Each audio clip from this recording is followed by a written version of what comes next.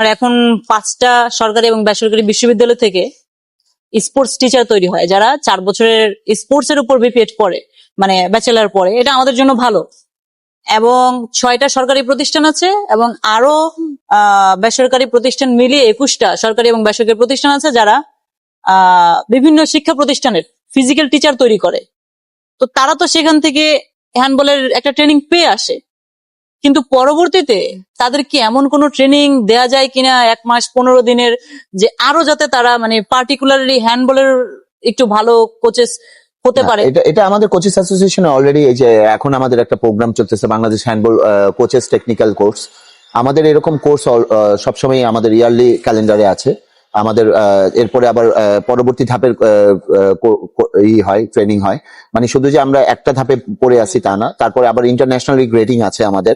হ্যাঁ, আমরা বিসিএ, আমাদের ওইখান থেকে আমাদের গ্রেডিং শুরু হয়ে যায়। ডি থেকে আমাদের ইন্টারন্যাশনাল আইএইচএফ এর ডি লাইসেন্স, তারপরে সি লাইসেন্স, বি লাইসেন্স, এ লাইসেন্স।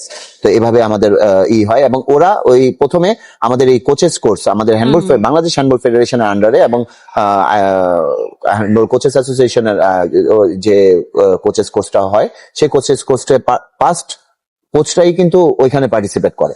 এবং বিপিএড করা যারা যে টিচাররা থাকেন, অধিকাংশ টিচারদের জন্যই কিন্তু এটা উন্মুক্ত থাকেন। কারণ আমরা বিপিএড করা কোচ টিচাররাই তো বেশিরভাগ স্পোর্টস নিয়ে কাজ করেন। এবং যদি তিনি হ্যান্ডবল সম্বন্ধে জ্ঞান ভালো রাখেন, তাহলে অবশ্যই তার স্টুডেন্টরাও, আমি বেসিক্যালি মানে টেকনিক্যাল, অন্য কিছু আমি পাই আর না পাই, আমি টেকনিক্যালি স্কিল প্লেয়ার পাবো। সবচেয়ে বড় বিষয় যে আমি খেলতে চাই, এই আগ্রহটা তো প্রথমেই তৈরি করে দেয় একটা স্কুল টিচার। অবশ্যই ওই স্কুল টিচারটাই যদি মোটিভেটেড নিজের না থাকে, এবং নিজের যদি টেকনিক্যাল যে প্রাথমিক নলেজ গুলো তার মধ্যে ভালো না থাকে, তাহলে তো আসলে মোরালি এত দূর পর্যন্ত যাওয়া যাবে না। কারণ একজন টিচার, ফিজিক্যাল এডুকেশনের থেকে পাওয়া টিচারটা হচ্ছে, উনি তো সব খেলা সম্বন্ধে জ্ঞান নেয়, কিন্তু প্রত্যেকটা খেলার জন্য স্পেশালিস্ট জ্ঞান থাকা দরকার তার, যে এই খেলার জন্য এটা, ওই খেলার জন্য এটা, এই খেলার জন্য এটা।